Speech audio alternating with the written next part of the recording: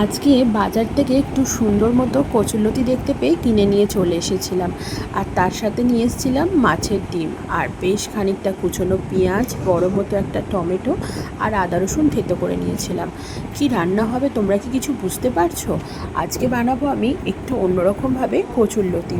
কচুরলতি আমি এর আগে একবারই বানিয়েছিলাম, সেটাও চিংড়ি মাছ দিয়ে। আর আজকে ইচ্ছা আছে মাছের ডিম দিয়ে বানাবো।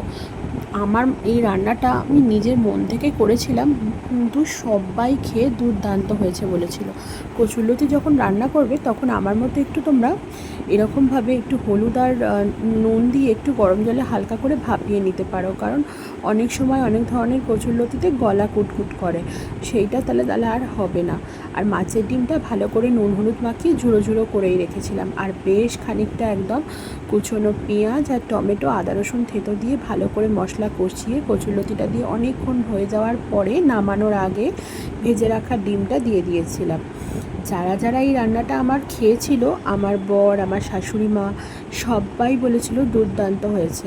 তাই তোমাদেরও বলছি, তোমরাও যদি এইভাবে একবার করে খেতে পারো তাহলে কিন্তু তোমাদেরও সবার খুব ভালো লাগবে।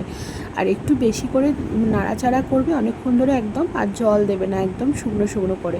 নামানোর আগে একটু গরম মশলা গুঁড়ো দিয়ে দিয়েছিলাম। দেখো তো কেমন হলো।